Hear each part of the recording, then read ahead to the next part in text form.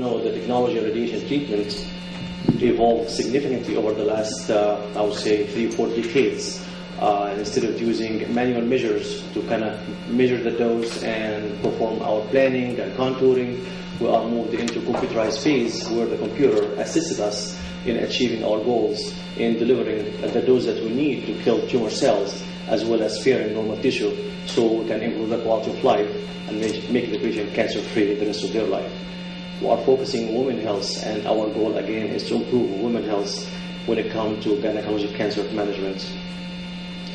So the process of radiation treatment, as we all know, is starting with a simulation that could be done with anything you want, using the MRI, with a CAT scan, PET scan, CT scan simulation, then go to contouring, planning, and daily treatments.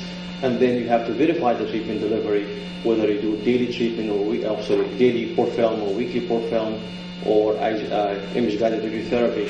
But to kind of get the best results, we have to perfect all these steps all at once, not focusing on one step rather than the other. Radiation treatment for gynecologic malignancy play a major role, whether in the definitive management of cervical cancer or in the post-op session where the patient had hysterectomy for cervical cancer or endometrial cancer. So today we're going to pick two examples to discuss radiation and management of locally advanced cervical cancer, but I will be brief since Dr. Ufuk will cover this in more detail, and I'll spend more time talking about adjuvant management in endometrial cancer after hysterectomy. So the question is brachytherapy, high-dose radiofluoride. Low-dose brachytherapy has been very effective in the management of many gynecologic malignancy. Further improvement is always desirable. So traditionally, we used to prescribe the dose to point A and point B, like in this diagram. Again, it's a classic teaching to do this dose prescription site and prescribe our dose to it. But there's many flaws about prescribing the dose to points in space. Because again, point A is related to the position of the source and not specific anatomy. It's just a point in the space, as I mentioned. And point A is very, very sensitive to position of the ovoid. Again, this is another example of some flaws about calculating the dose to point A and point B. If you have a small cervix, I'll use my mouse here. If you have a small cervix, the point A will be outside the area of interest, and you may overdose the cervix. On the other hand, if you have a large cervix, the point A might be within the cervical cancer area, and you may not have margin to cover beyond that. The classic teaching again is to prescribe to the point A and point B so you can create what we call a pear-shaped dose distribution. This is not a pear, this is just Avogadro, but again, same distribution of the dose. Thank you so much.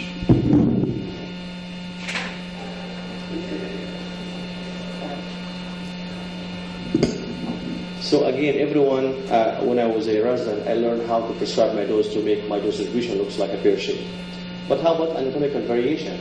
Again, every patient is different. Sometimes you see a smaller cervix, sometimes anteverted, retroverted, and you may not be able to create the pear-shaped dose distribution that we learn how to kind of create for every single patient. So we have to move to something that we can calculate the dose based on anatomy of a patient that we treat, not a generic prescription to every patient.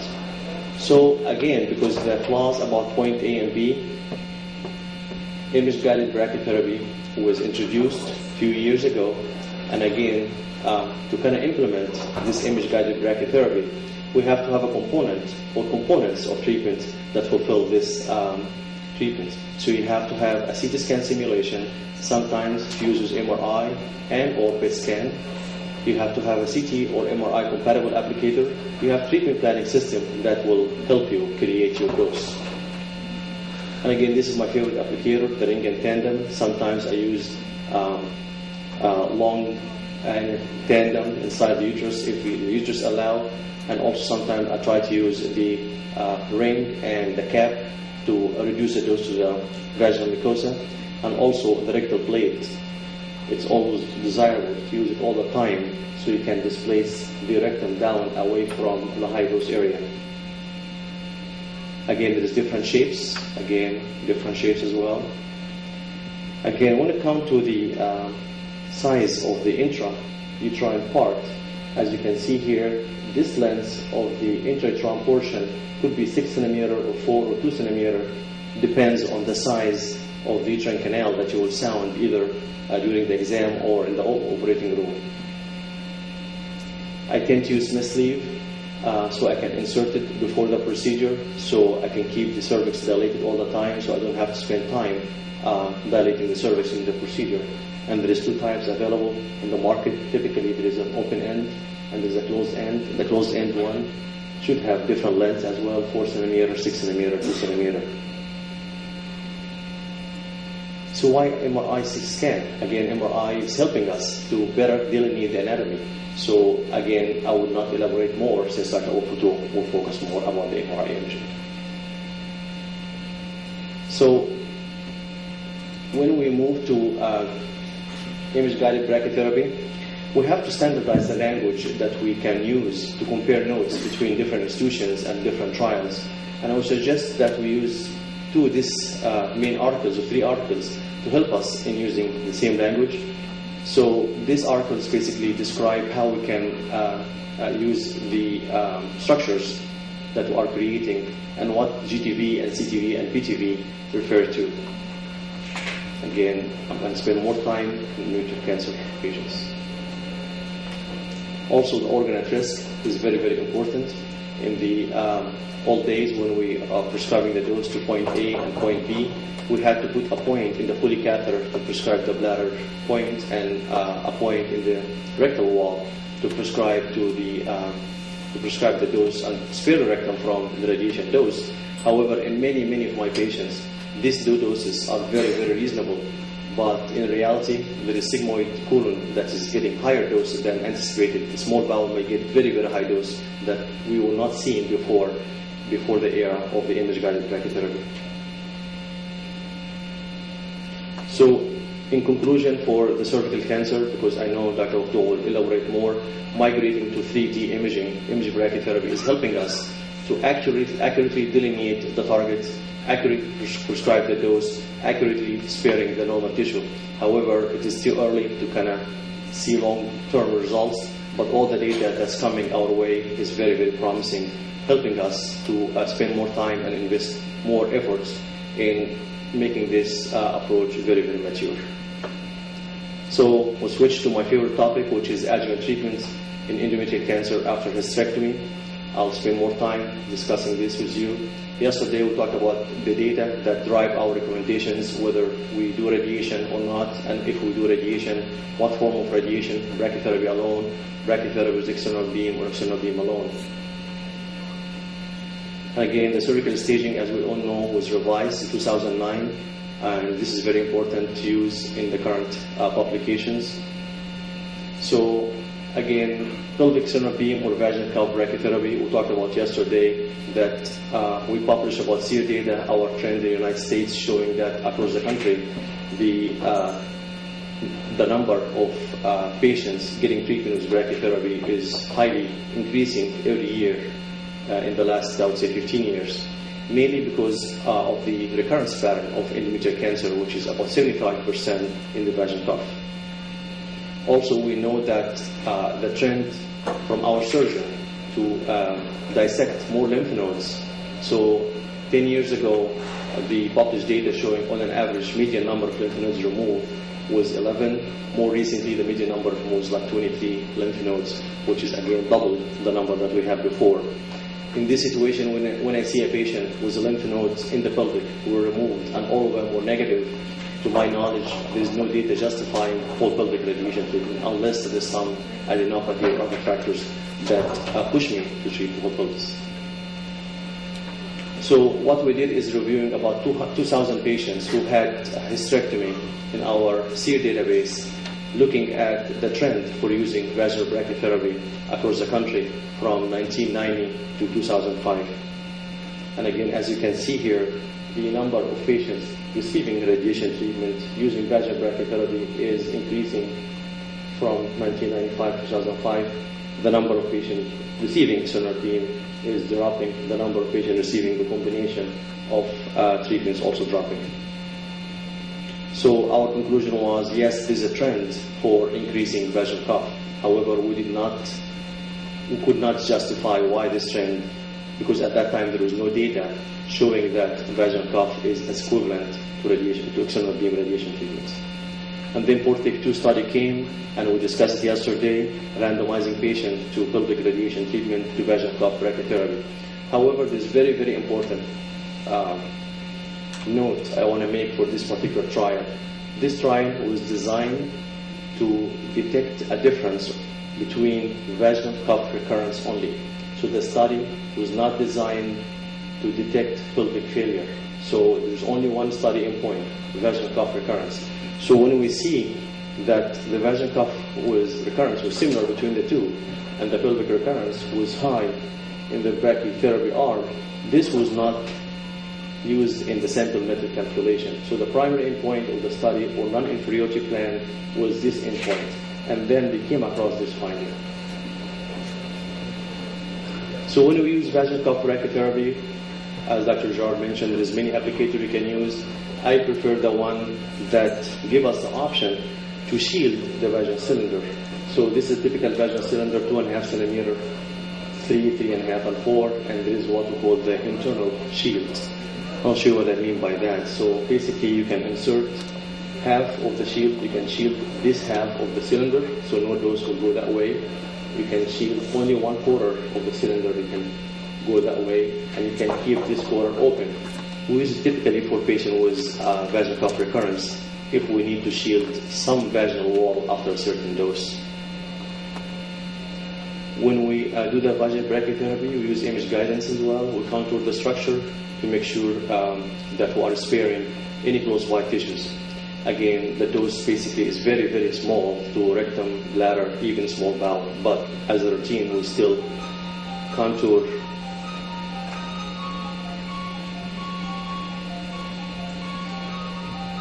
As a rule,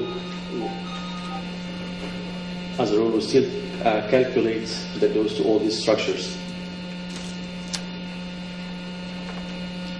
And again, something also that might be coming is how we select the optimal vaginal cylinder size. Before treatments, we have to do what we call fitting to see what size we use in taking care of patients. And there is 2 or 3 reports showing that we have to look at something called air gaps or air pockets around the cylinder so you can tell it's a good size cylinder or not. So for example, in this patient, you see no air gaps surround the cylinder, while here you see some air gaps surrounding the cylinder here. In this section, you see this air gap surrounding the cylinder, and there's not much air gaps surrounding the cylinder here. Same thing. So again, there is 2 or 3 papers showing that the air gaps, while in fact to reduce the dose to the vaginal wall.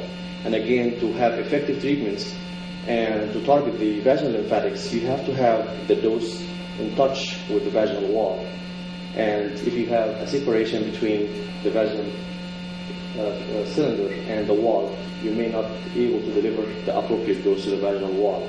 And again, the claim is air gaps should be eliminated when you are selecting the vaginal cylinder. So what we are doing in our institution is a study, a prospective study, where we want to see the implication of the air gaps dosimetrically to see whether, in fact, the air gaps make a difference or not. In theory, yes, it does make a difference, but anatomically, the vaginal wall is a dispensable organ, and it might collapse on a smaller cylinder. So this is one of the patients on my study. So this is the same patient. We insert 3.5 centimeter cylinder. We see no air gaps, and we insert 2 centimeter cylinder for the same patient before the scan, and we're supposed to see 1.5 centimeter air gap difference, but in fact we are seeing 3 or 4 millimeter gap because the vaginal wall collapsed on the cylinder. So this will be presented or submitted to ASTRO this year, and we are claiming that air gaps by itself is not adequate by itself to justify the appropriate size cylinder. You have to rely on your clinical judgment to select the vaginal cylinder. Also, as Dr. Girard mentioned, in the vault of the vagina is anatomically different. It's not cylinder for all patients. we came across a capillary applicator, which is a balloon we can put inside the patient and inflate so it will conform better to the vaginal wall, so we can use it to deliver more conformal radiation treatment. The only problem with this balloon applicator is expensive and it's disposable after each insertion. Again, coming back to the dose. Again, it's all over the place. Some people, the American Brachytherapy Society, came up with guidelines that listing some doses that we can safely use based on published results. And the first dose I highlighted here, 7 gray times 3 fraction to 5 millimeter depth, is most commonly the dose that's is used all over, specifically after the Portic 2 study used. And this is my current dose at Henry Ford, where I use 7.5 times 5 to the surface, which is biologically equivalent to the same dose. If you are using vaginal cuff brachytherapy and external beam, again from the guidelines, 45 gray to the whole pelvic, followed by 3 fractions, 60 gray each to the vaginal surface, again will give you a reasonable dose. This is for adjuvant setting, not for salvage setting. So if you have recurrence, the dose might be slightly more. So again for the recurrence, yes, the dose might be more. So 45 gray, instead of doing 3 gray times 6, you use 5 gray times 6, and this is my preferred dose as well. Remember, when you do vaginal cuff radiation using cylinder for vaginal cuff recurrence, keep in your mind that this is only limited to those with recurrences less than 5 millimeter in size, because the range of the fall of the dose after 5 millimeter is very, very steep. So if someone presents with a recurrence more than 5 millimeter, I tend to do interstitial implant for this patient after external beam.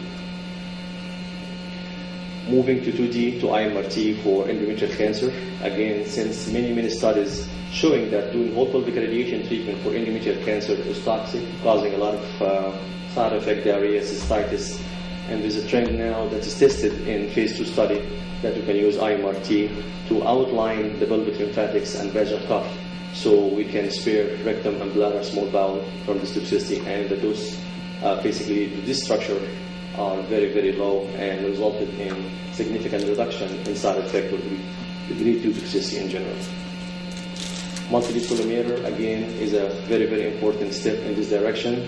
And currently for radiosurgery, we have a lead of 2 millimeter size. Again, to do IMRT, you have to have an equipment with multi-lead collimator. Again, moving from 2D, 3D dimension, keeping planning, outline structure to IMRT is very important. Now I want to spend a few minutes discussing the timing of radiation.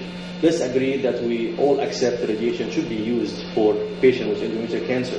That timing is very important. When we should use radiation, is it like in the first 4 weeks, 5 weeks, 6 weeks, or 10 weeks? So I had a patient who came after hysterectomy for adjuvant radiation, and by the time we examined the patient at 10 weeks, there was a recurrence. And basically we took care of the patient as salvage radiation treatment, giving external beam and vaginal cuff radiation treatment. A week later, similar patient came, but at 12 weeks after radiation, there's a vaginal cuff recurrence already.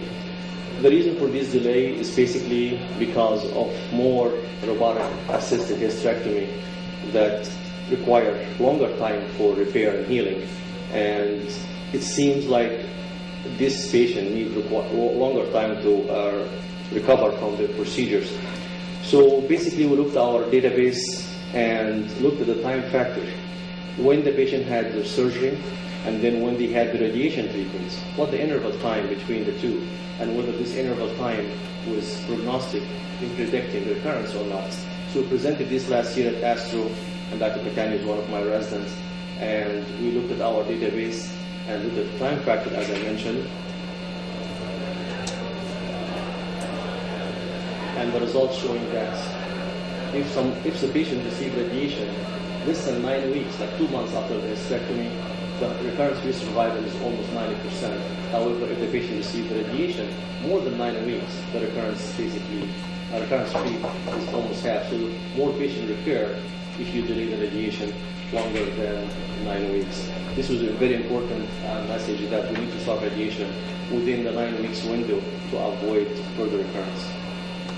Again, this was highly significant on multi-rate analysis in factors predicted for recurrence after hysterectomy. In conclusion, migrating to 3D image-based brachytherapy is very promising. MRI with contrast, fused with CT scan should be utilized in this process whenever available. Many prospective studies are ongoing to correlate DBH's parameter to outcome, including treatment-related morbidity. Thank you so much.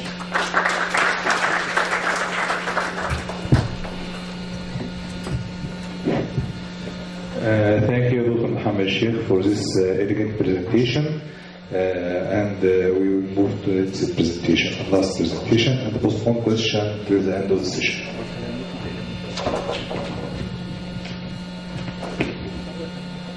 Last but not least, he's the victim of the long day. My dear friend, my co-coordinator, Dr. Mohammed Abu.